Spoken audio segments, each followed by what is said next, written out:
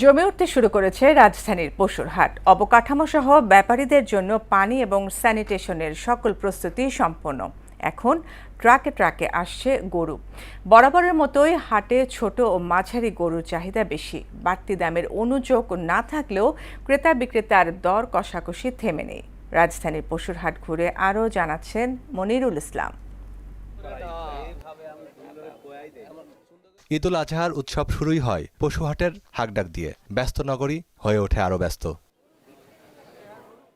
বেড়াইত পশুর হাট, সামনেই ১০০ ফিটের বিশাল প্রশস্ত সড়ক। চিরচেনা ঘিঞ্জি পরিবেশের বাইরে পর্যাপ্ত জায়গা থাকায় এবারের এই হাটটি বেশ গোছালো এবং দৃষ্টিনন্দন। হাটে আসা অধিকাংশ ব্যাপারী দেশের উত্তর ও দক্ষিণাঞ্চলের। বৃষ্টি বাদল না হয় তাহলে বাজারটা আশা করি যে সামনের দিকে একটু ভালো যাবে। কালকে একটা বেশি, আজকে 3টে বেশি।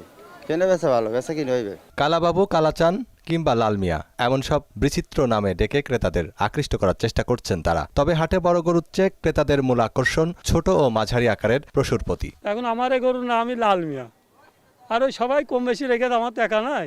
দাম দর হয়েছে, আমার এখনো পোষাইছে না, সেই নাম দিছিনি আর কি। কালাবাবু। শুরুতেই বিক্রেতারা দাম কিছুটা বাড়িয়ে হাঁকছেন বলে অভিযোগ ক্রেতাদের। অনেকে কিনছেন, কেউ আবার মেলাচ্ছেন ঈদের ফর্দ। ওনার দাম হাঁকাচ্ছে বেশি, কিন্তু হয়তো বা নেমে আসবে। আমরা আমাদের বাজেটের ভিতর হইলে আমরা নিব ইনশাল্লাহ। Why not? যে দামে আমরা কিনছি খুব ভালো দামে কিনছি।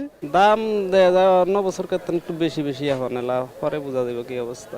এটা আমাদের উৎসব, আমাদের ভালো লাগার জিনিস, সেই ক্ষেত্রে আমরা আসছি একটু গরু দেখতে। আমাদের ইচ্ছা যেটা ভালো একটা গরু নেওয়ার, আর আমরা আজকে দেখে যাব, আমাদের বড় গার্জিয়ানরা এসে দেখে যাবে। এমনি গরুর কুরবানি খুশিটাই ঈদ। হাটের ইজারাদার বলেন, ক্রেতা বিক্রেতা উভয়ের স্বার্থ এবং নিরাপত্তা নিশ্চিত করতেই কাজ করছেন তারা। হাটের যেই করার যে রাস্তাগুলো, আমাদের সর্বোচ্চ রাস্তা 50 ফিট করে দিছি, ভিতরের যে রাস্তা, যাতে একটা গরু আরেকটা গরুর সাথে ঠেস না লাগে। শেষ মুহূর্তের কেনা বেচাই হাট আরো জমজমাট হয়ে উঠবে, এমনটাই প্রত্যাশা করছেন সবাই।